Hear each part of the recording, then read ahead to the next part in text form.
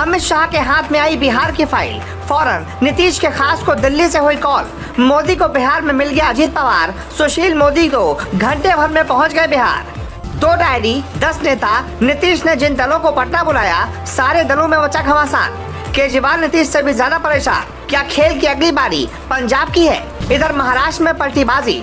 केजरीवाल ने भगवंत मान को घुमाया फोन, बोले संभाल लेना वरना देर हो जाएगी। इधर महाराष्ट्र में हुआ खेल तो टूट गया नीतीश और केजरीवाल का सपना। आधी रात लालू के घर हलचल। नीतीश कुमार ने फटाफट बुला ली बैठक। 2024 का चुनाव अब ज्यादा दूर नहीं है। देश की सबसे ज्यादा ललचाने वाली कुर्सी पर बैठने के लिए अभी से चुनावी बिसात पर चालें चलना शुरू हो चुकी हैं। कोई पहले ही चाल में अपने प्यादों को आगे कर रहा है तो कोई सीधे सीधे अपने ढाई चाल से सबका दिमाग हिला देने वाला घोड़ा। लेकिन इस वक्त सत्ता पर काबिज बीजेपी अपने प्यादों से लेकर वजीर तक को विपक्षी खेमे में तबाही मचाने के लिए तैयार कर रही है। महाराष्ट्र के बाद अब बिहार पर बीजेपी ने अपनी चील सी नजरें और चीते सी रफ्तार के साथ ऐसा प्लान तैयार कर लिया है जिसका तोड़ अमेरिका के पास भी नहीं होगा। देश के अलग अलग प्रदेशों से हाल ही में विपक्षी नेताओं की बैठक 23 जून को पटना में हुई थी।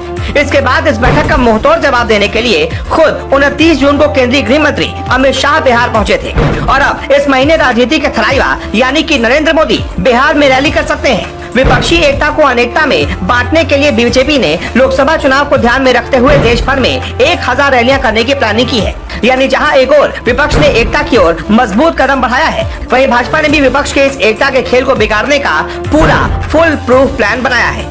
बीजेपी ने अपने सीक्रेट प्लान को पूरा करने के लिए कुछ ही वक्त पहले कोर कमेटी की बैठक दिल्ली में कराई थी।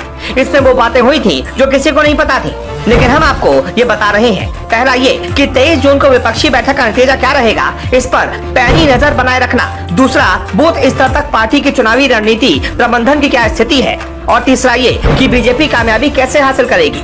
इस बैठक में कई बड़े बड़े नाम शामिल हुए थे, जिसमें फैसला किया गया कि विपक्ष को विराट हार का स्वाद चखाने के लिए बीजेपी के नेता अब लगातार बिहार के दौरे पर रहेंगे। धोनी की तरह एक के बाद एक क्रिकेट में गर्दा मचाने के जैसे ही राजनीति के धुरंधर विपक्ष को शुरुआत में उनकी जीत दिखाकर अंत में हार्ड हिटिंग करके उनके सामने से बाजी मारने का अपना प्लान बना रहे हैं। इसीलिए नरेंद्र मोदी जुलाई में बिहार आ सकते हैं। अच्छा, ये भी जान लीजिए कि बीजेपी ऐसा मानती है कि विपक्षी बैठक से एकता का जो माहौल उन्होंने सेट करने की कोशिश की है, उससे पीएम की सभा में बड़ी संख्या में लोगों को जुटाकर बिगाड़ा जा सकता है। और ऐसा होने से विपक्ष की एकता की असलियत की भी पोल खुल जाएगी। लेकिन क्या सच में बीजेपी ऐसा करने में कामयाब हो पाएगी, ये तो वक्त ही बताएगा। लेकिन जिस तरीके से महाराष्ट्र में बीजेपी ने विपक्ष का पूरा खेल बिगाड़ दिया है, उसने ये अंदेशा दे दिया है कि अब बीजेपी का अगला टारगेट नीतीश सरकार है। महाराष्ट्र का मॉडल बीजेपी नीतीश सरकार में भी अपनाने की कोशिश करेगी और नीतीश सरकार में से ही कोई या फिर आरजेडी में से किसी बड़े नेता को अपनी तरफ लेकर विपक्ष में फूट डालेगी और उसके बाद कोई बड़ा चेहरा तोड़ लेगी।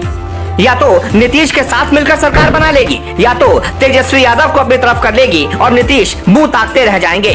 विपक्ष की एकता को कमजोर करना ही मोदी की सबसे बड़ी ताकत है और इसी आधार पर उन्होंने एनसीपी के साथ मिलकर, अजीत पवार के साथ मिलकर महाराष्ट्र में कांग्रेस और साथ ही साथ शिवसेना को बहुत बड़ा झटका दिया है और अब उसी तरीके से बिहार में भी झटका देने की तैयारी है। खैर, इस बारे में आप क्या राय रखते हैं, कमेंट करके बताइएगा। फिलहाल इस वीडियो को देखने के लिए बहुत बहुत शुक्रिया।